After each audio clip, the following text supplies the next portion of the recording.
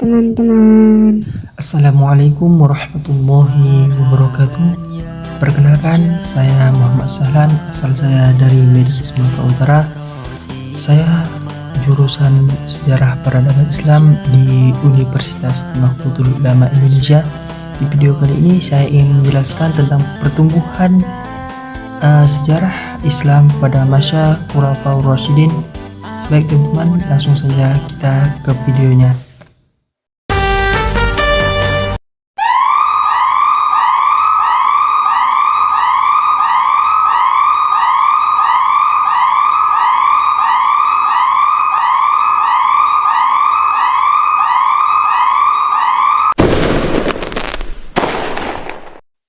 Nungguin ya?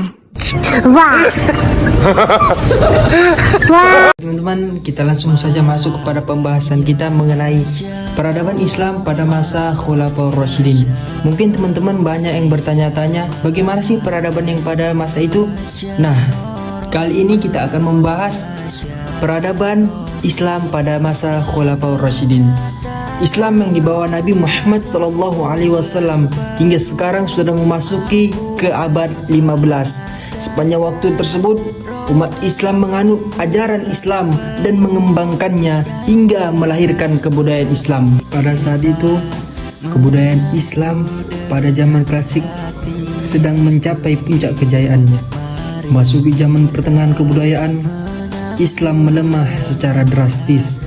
Memasuki zaman modern, kebudayaan Islam sedikit demi sedikit mengalami yang namanya sebuah perkembangan.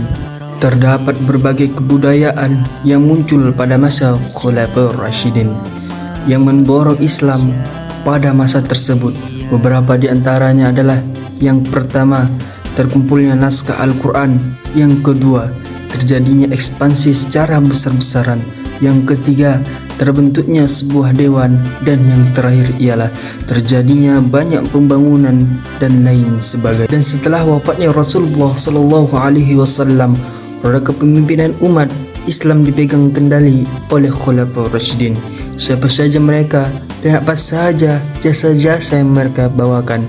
Yang pertama ialah Abu Bakar As-Siddiq; yang kedua Umar bin Khattab; yang ketiga Utsman bin Affan; dan yang terakhir ialah Ali bin Abi Thalib. Pada masa Khulafaur Rasyidin, ada beberapa kebudayaan Islam yang mendorong Islam disebarluaskan kepada masyarakat yang luas, seperti terkumpulnya naskah Al-Quran pada masa Khalifah Umar bin Khattab. Hal ini didasarkan karena pada masa Khalifah Abu Bakar banyak sekali penghafal Al-Quran yang gugur di perang Riddah. Kemudian Al-Quran disusun dan digandakan pada masa Khalifah Utsman bin Affan. Dan kebudayaan lain pada masa itu adalah terjadi banyak pembangunan yang cukup banyak, seperti pembangunan masjid, jembatan, jalan, serta perluasan Masjid Madinah. Selain itu, juga terdapat pembangunan bendungan yang sangat besar pada masa Utsman bin Affan yang berguna untuk menjaga arus banjir serta mengatur pembagian air bagi daerah kota. Tonton sampai habis ya teman-teman. Selanjutnya yang ketiga ialah pada masa Khalifah Utsman bin Affan. Utsman adalah khalifah yang ketiga yang menggantikan Umar bin Khattab.